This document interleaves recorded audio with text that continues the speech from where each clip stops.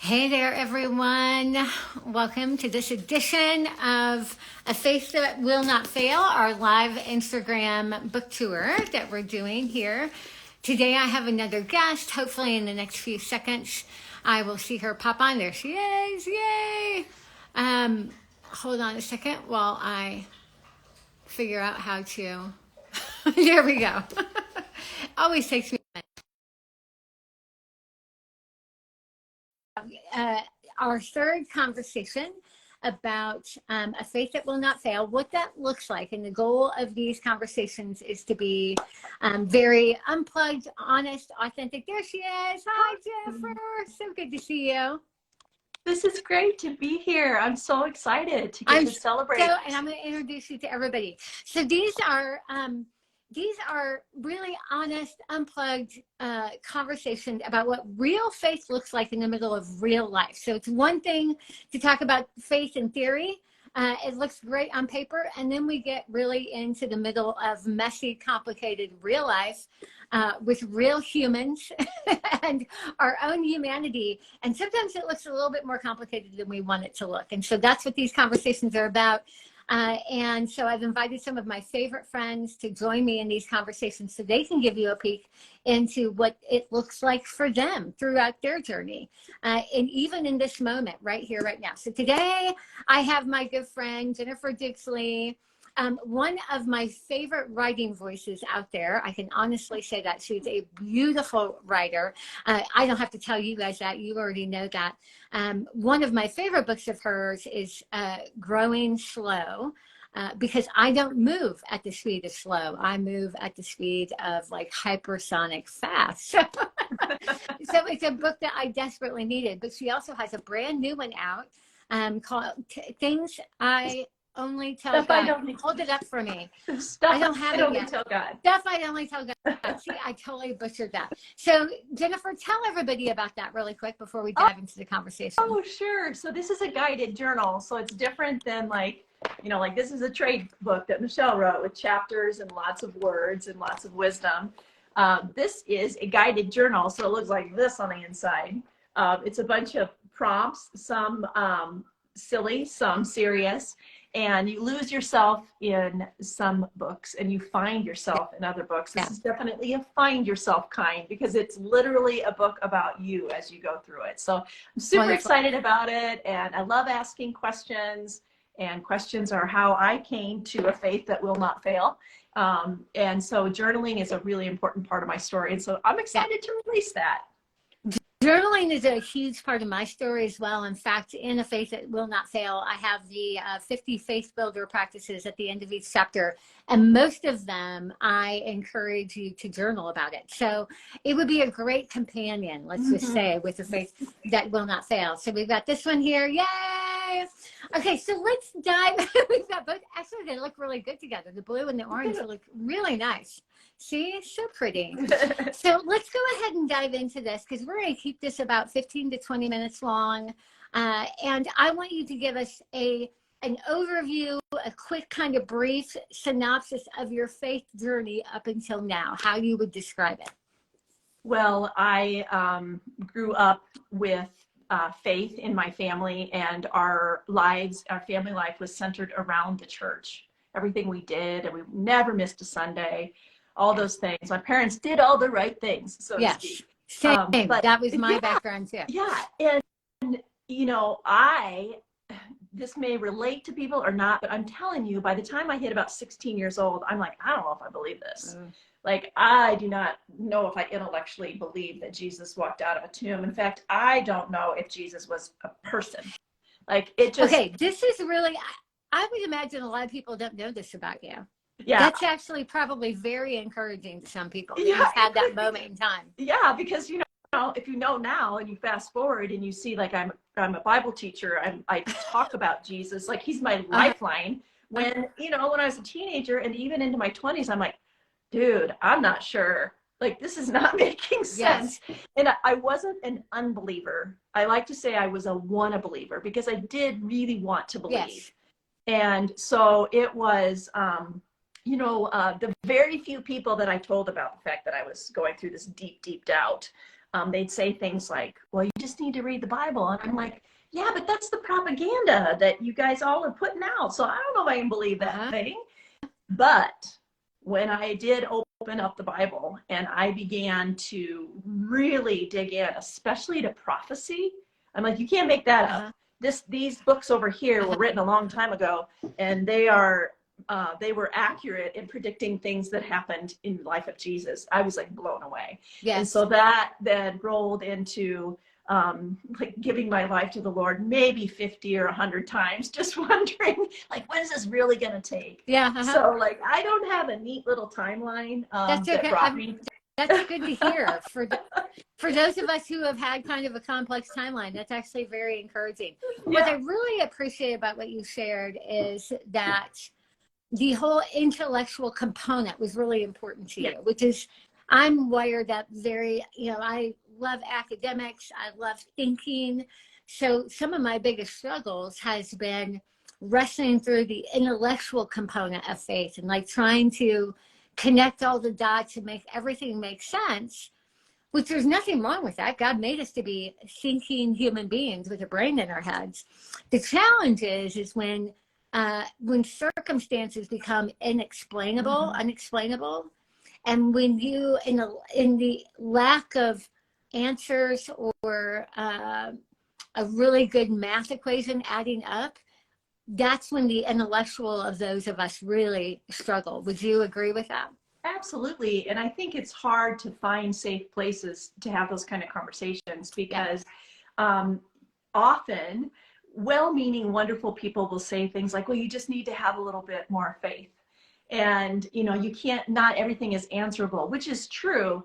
And also, I think it's important when we arrive at a faith that will not fail. Like for me, it has an intellectual component. And God, like you said, God made it that way. He gave us brains. He gave us reasoning. He gave us curiosity. Yes. And it is through those things that I have come to know this faithful God who was faithful even when I was faithless. And that's scriptural. What you're saying, or what I'm hearing, is that there's value in the wrestling, even if you don't end up with a clear answer. Absolutely. Right. So I used to be so upset, Michelle, about the wrestling. I'm like, God, I feel like you could have used me, in my teens and in my 20s, where if you would have just helped this along a little bit more quickly.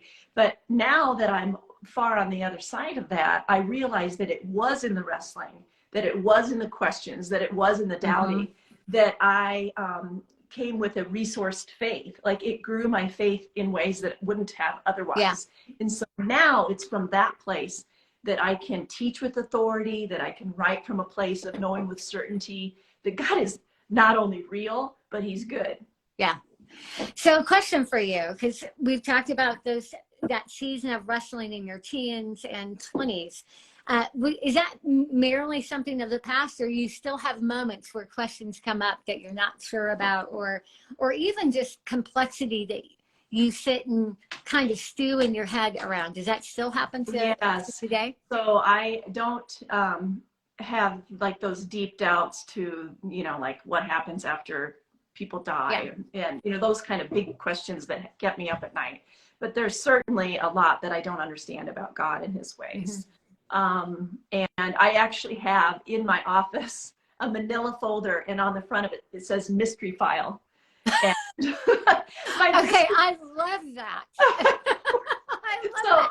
You're making space for mystery. Yeah, it's like I can't answer everything, but I acknowledge that there's things that I don't understand. I acknowledge that there's things I don't understand about God, about people that go through tremendous suffering, things that happen in my own life, weird thoughts and thought patterns that I have, and it's a mystery to me.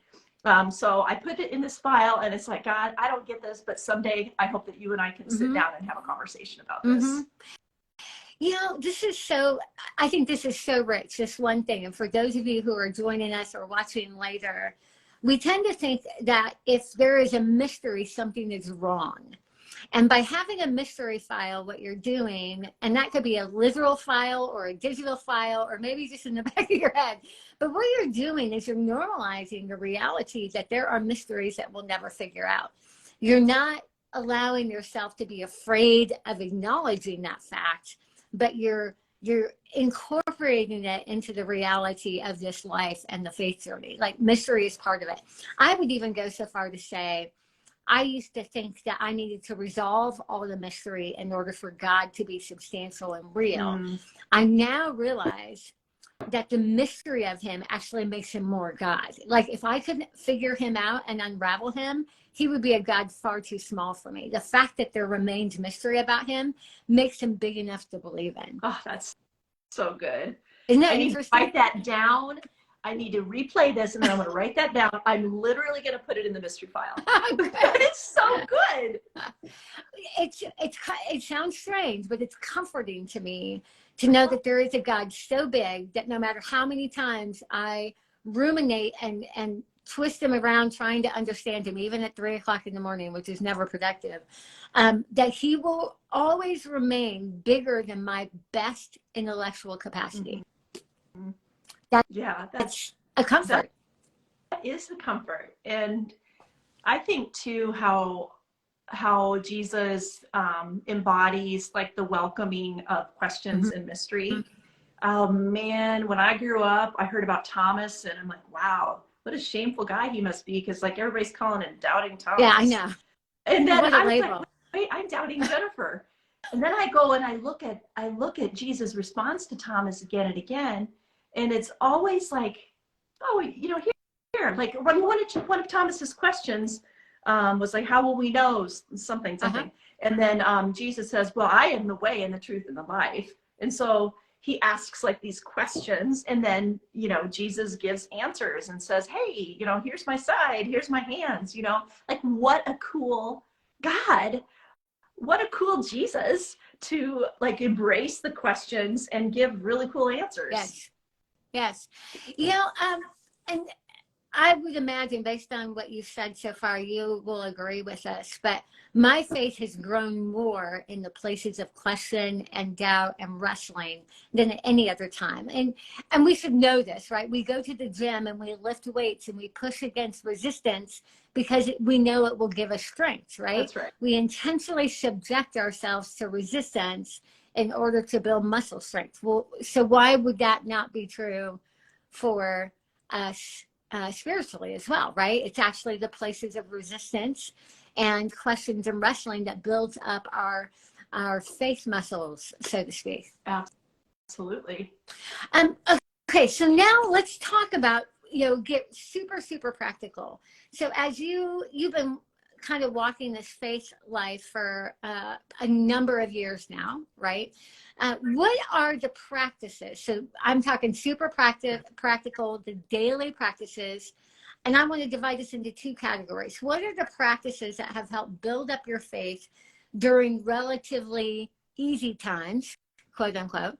And what are the things that were your go-to lifelines for faith when you were in a season of suffering or struggle or crisis, whether it was you personally or maybe somebody you love, a child or a friend or a relative or whatever? So let's start with kind of the daily practices that have helped to strengthen your faith when things are relatively easy, and then your go-to life. We'll go to that next. Sure. So the in seasons of relative ease, for lack of a better word, and no day is ever super easy, but compared to the big struggles, yes, dramatic things, in seasons of relative ease, I love to read the scriptures, which is so obvious. I mean, clearly, but I mean, sometimes the most obvious answer is the right answer. But I love to, in study notes or in the Bible, like see where else this was taught. I love the conversation. The connections from the Old Testament to the New Testament.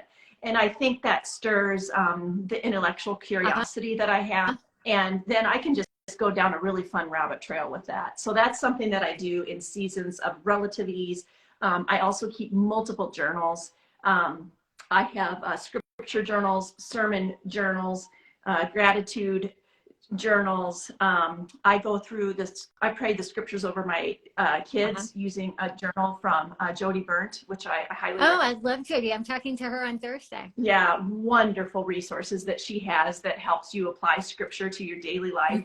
And so those are, you know, they're different practices. Maybe, you know, I don't maybe do them all every day, but those are the typical things that I do in seasons of relative ease. And so then comes the hard time. I don't always have the strength in me to do any of those things. So when my father was passing away for months, you know, it was a long goodbye as he was on hospice. And I didn't have it in me always to go to the scriptures like I did in other seasons. And, you know, I would look for things of gratitude, but sometimes I didn't even have my journal with me. I didn't have like all of those things. But what I had with me was resourced faith. So that I had, like, where you go to the bank and you withdraw money that you invested earlier in other seasons of life, you do the same thing. You can draw from those places that you have poured into in other times. And, you know, one consistent thing through all of that is prayer and just being in an ongoing conversation with God. And those prayer times certainly look different today versus, you know, the weeks before my father passed away. Yeah.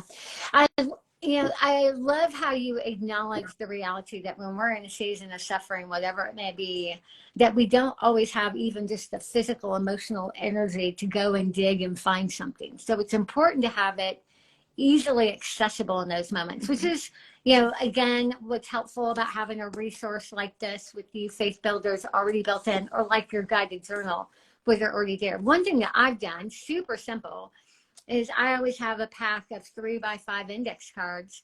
I like to get bright colors so they catch my attention, but I'll write certain verses out on those index cards.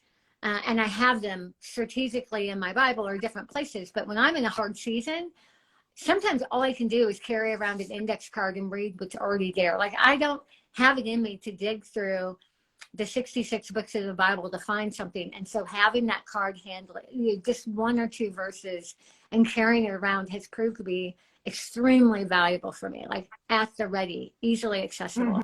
Yeah, and that's like the resourced faith, like in a season of that when things weren't as hard, you were able to apply it and see its relevance, but then you had an opportunity to live it out and grab hold of it in the moment when you really needed it most.